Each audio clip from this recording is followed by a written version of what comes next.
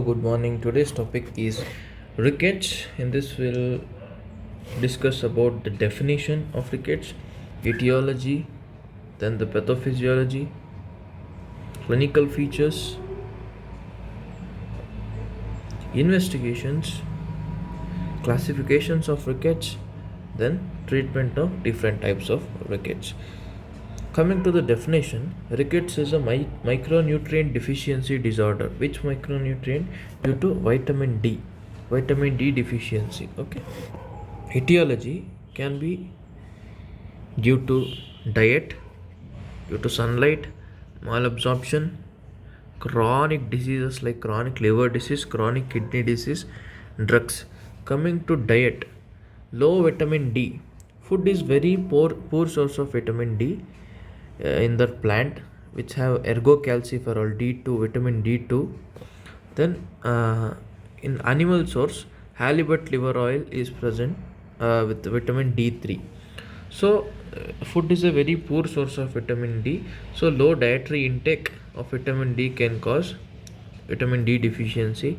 Decrease in calcium intake. Decrease in calcium intake can cause rickets. Then decrease phosphates also causes rickets.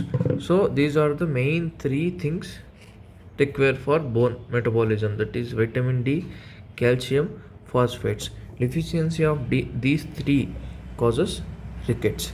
This phosphate deficiency is very rare in adult. It is most common in preterm babies. Okay, P for phosphate, P for preterm babies. Right. Coming to sunlight, inadequate exposure to sunlight causes vitamin D deficiency, because vitamin D is called as sunshine vitamin. Why it is called as sunshine vitamin? Because 7 hydroxy cholesterol present in our skin or subcutaneous fat is converted into cholecalciferol, that is vitamin D3. Cholecalciferol by UVB light of sunlight. Okay, this is in subcutaneous fat.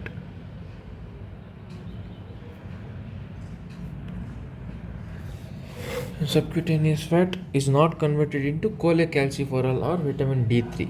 So inadequate exposure to sunlight, examples Muslim girls with pardas. Purdas or hijabs, they cover their face and body completely with black cloth.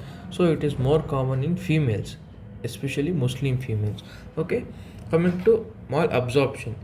Any malabsorption disease have fat soluble vitamin deficiency, that is it cannot absorb fat soluble vitamins and fats.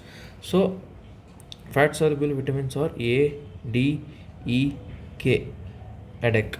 Okay, so the rickets can be associated with night blindness due to vitamin A deficiency, rickets due to vitamin D deficiency, ataxia and tremors due to vitamin E deficiency, then peteke and purpura due to vitamin K deficiency.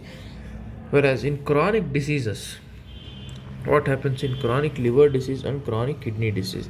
Chronic liver disease is also called hepatic rickets. Chronic kidney disease is also called as renal rickets. In liver, cholecalciferol, vitamin D3, which is converted from 7-dehydroxy cholesterol from skin, vitamin D3, or it is also called as calciol, okay, is converted into 25 hydroxy cholecalciferol.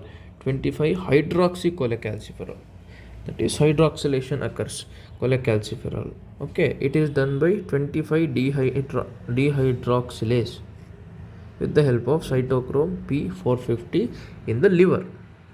Okay, so its deficiency, so chronic liver disease leads to deficiency of this enzyme, leading to hepatic rickets. There will be increased inactive vitamin D, that is vitamin D3, but decreased calcidiol.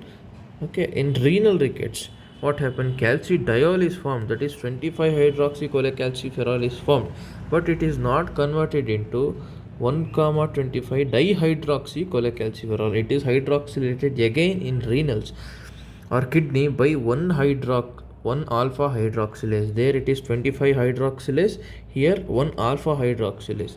So deficiency of this 1 alpha hydroxylase occurs in renal rickets, leading to deficiency of calcitriol, which is the active form of vitamin D. Okay, active form that goes to target organs is this calcitriol. Then drugs. Which are the drugs causing rickets? Anticonvulsant drugs, antitubercular drugs. Only two classes of drugs are mentioned here. So please do remember anticonvulsant, antitubercular drugs. Okay.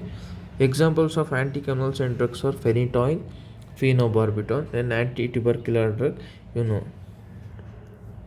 long-term use induces cytochrome P450, which converts all the vitamin into inactive vitamin D calcidiol. So these are the definition and etiology. Okay, definition: micronutrient deficiency of vitamin D. Etiology 1 to diet, sunlight, malabsorption, chronic liver disease, chronic kidney disease, then drugs. Okay. Next, pathophysiology. Normally, vitamin D increases calcium absorption in the intestine and distal tubules of the kidney, renal tubule, with the help of TRPV5 and calbindin. Remember this MCQ: TRPV5 and calbindin.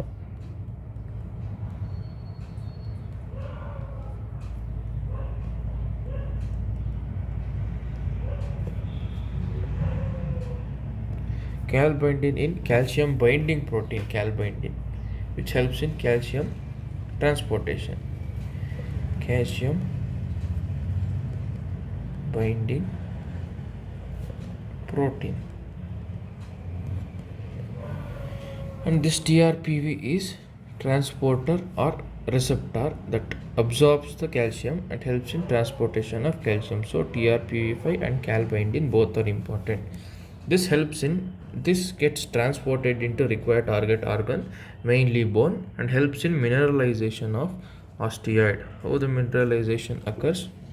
It occurs with the help of alkaline phosphatase, where pyrophosphate is converted into phosphate by alkaline phosphatase. It combines with calcium to form calcium phosphate or hydroxyapatite, which is the main mineral present in the bone. So deficiency of vitamin D leads to impaired absorption of calcium and phosphate, decreased mineralization of bones. There is deficiency of calcium, deficiency of phosphate, so there is no formation of calcium phosphate. Decreased calcium phosphate or hydroxyapatite. So almost 60 to 65% of our bone is made up of minerals. Remaining 30 to 35 to 40% is made of proteins and the cells. Okay, when there is the majority portion minerals is deficient now, calcium phosphate, it leads to decreased mineralization of bones, weak bones. If it occurs before the closure of epiphysis in children, that is, epiphyseal plates are still not closed in children, it is called as rickets. Okay, and bones are rapidly growing, that is 6 months to 2 years age.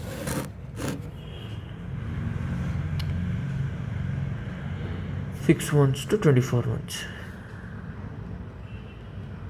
This is the phase where rickets occurs. Whereas if it occurs after the closure of epiphyseal plates in adults, it is called as osteomalacia. So osteomalacia.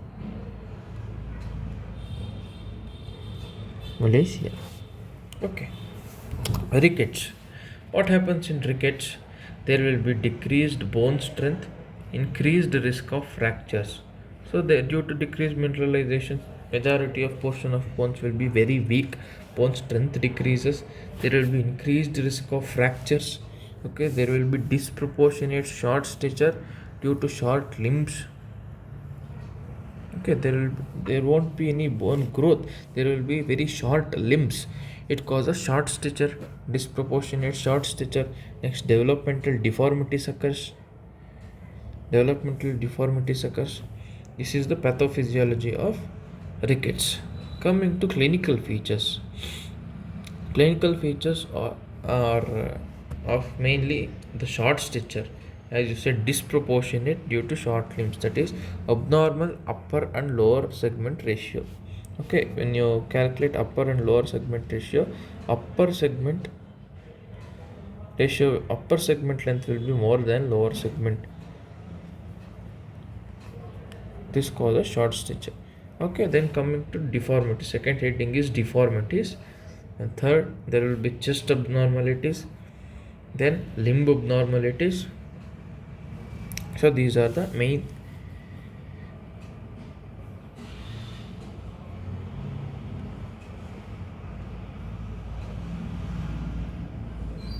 Sorry, one is short stature, the second one is deformities. Only these two are present. Clinical feature, main features are short stature and deformities. Deformities, where does these deformities occur? One at head deformities, then second chest deformities, head deformities, chest deformities, then limb deformities. Well, these are the clinical features. Coming to head deformities, there will be softening of skulls due to decreased mineralization. There will be weak bones. There will be softening of skull bones. These are the flat bones. It becomes very soft, like plastic. It it is like ping pong balls, plastic ping pong ball consistency, which is also called as craniotapes. It is also called as craniotapes, but it is not diagnostic, as it is also seen in other cases like hydrocephalus, congenital syphilis, congenital syphilis, osteogenesis imperfecta. Then these three cases, you remember. So the craniotapes is not diagnostic. Coming to other features, there is widely separated sutures. Soft skull bone, widely separated sutures. There won't be closure of sutures. Then widely open fontanelles with delayed closure. The fontanelles, anterior, posterior, lateral fontanelles won't close at a normal time. It will be delayed. Okay. So coming to 3 points: soft skull or craniotapes, wide sutures, then delayed closure of fontanelles. These are the features, deformities found in head. Coming to dentition, there will be delayed eruption of teeth. New teeth won't come, or old milk teeth won't come early. Delayed eruption of teeth, premature fall of deciduous teeth. The milk teeth or deciduous teeth will fall very early. Defective structure of teeth, there will be deformities, irregular structure or morphology of teeth. These are the deformities in head. Coming to chest deformities, there will be nodular enlargement of costochondral junction, which is also called as rachitic rosary or string of beads appearance. So this is sternum. You have cartilaginous costal cartilage, then ribs, right? These are called as costochondral junctions. So there will be nodular enlargement in the costochondral junctions. Which is called as rachitic rosary. It is called as rosary or string of beads. If you connect these beads, it looks like string of beads. Okay, also called as rachitic rosary.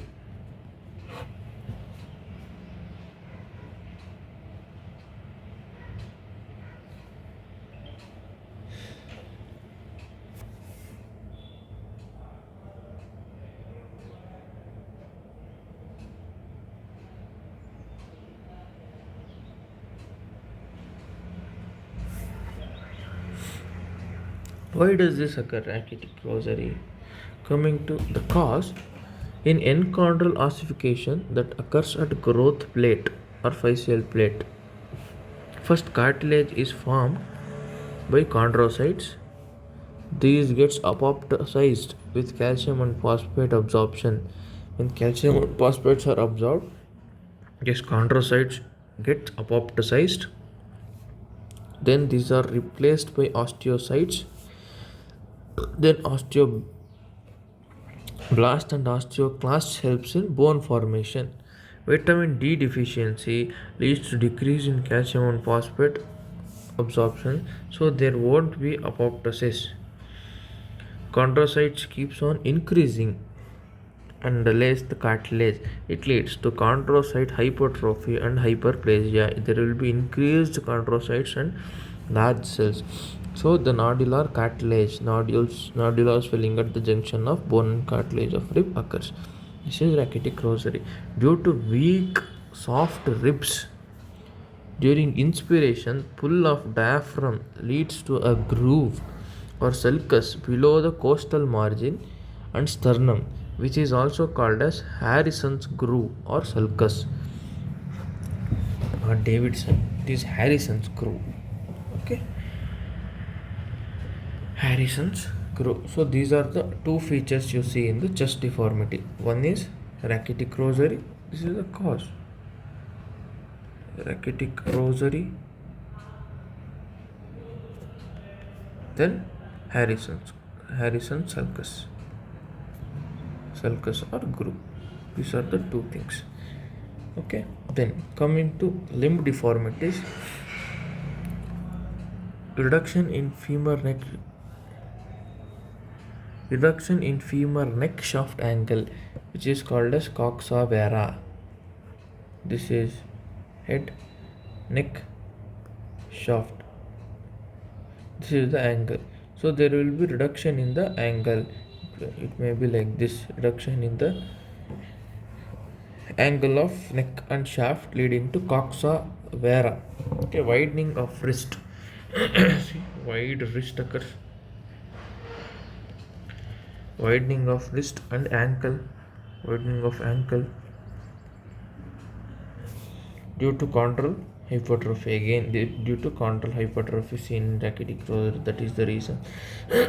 Coming to lower limb deformities, there can be genovalgum or knock knees, where two knees are like attached with a gum. So it is genovalgum or knock knees. Okay, then wind sweep deformity. Wind sweep deformity is genovalgum of one limb. See, this is genovalgum coming medially, then genovarum of another limb. It is like wind swiping the two limbs, wind swept deformity. Then genovarum, keep the rum bottle in the middle so the knees go away. This is genovarum or bowing of legs. Okay, bowing of legs. These are the deformities in the leg. These are the clinical features. Okay, short limb. Then head deformities. Head deformities are 3: soft skull, wide suture, delayed closure. Chest deformities are 2: rachitic rosary, Harrison's screw. Then next, limb deformities: coxa vara, wide wrist, wide limbs, genovarum, genovalgum, windswept deformities. Coming to investigations. Investigations are classified into biochemical investigations and radiological investigations. Biochemical investigations and radiological investigation. In biochemical investigation, first serum investigations are done. So absolutely calcium will be decreased or it can be normal. How? We'll discuss later. Then we'll check for phosphates. It will be decreased. Parathyroid hormone, in response to decrease in calcium and phosphate, it will be increased. Next, alkaline phosphatase, it will be increased due to bone resorption. Next, 25 hydroxycholecalciferol is a sensitive marker of rickets.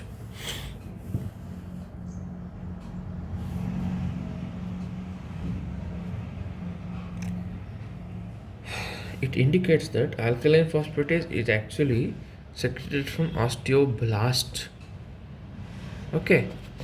When will the osteoblastic activity will be more? When there is bone resorption, when there is osteoclast activity is more, there will be increased bone resorption. To compensate it, there will be increased osteogenesis, so increased osteoblast, so increased alkaline phosphatase. Like this, it is helpful in measuring rickets. Coming to radiological investigations, it is the preferred diagnosis. Okay, we'll take an X-ray. The first change is loss of normal zone of provisional calcification. So the metaphysis, this is the zone of provisional calcification. Okay, the bone ossification occurs from metaphysis towards the diaphysis, from metaphysis towards the diaphysis. So this is a provisional zone of calcification occurs like this. So this normal zone of provisional calcification is lost. There will be splaying or widening of growth plates at the or the metaphysis. There see it is wide, very wide growth plates. Then there will be cupping of the metaphyseal end, cupping of metaphyseal end. Then there will be fraying or feathery irregular margins of metaphysis. Feathery irregular margin of metaphysis. There will be increased gap between epiphysis and metaphysis. Increased gap between metaphysis and epiphysis. Okay, these are all the features of rickets. Now, coming to why there will be calcium can be normal or increase.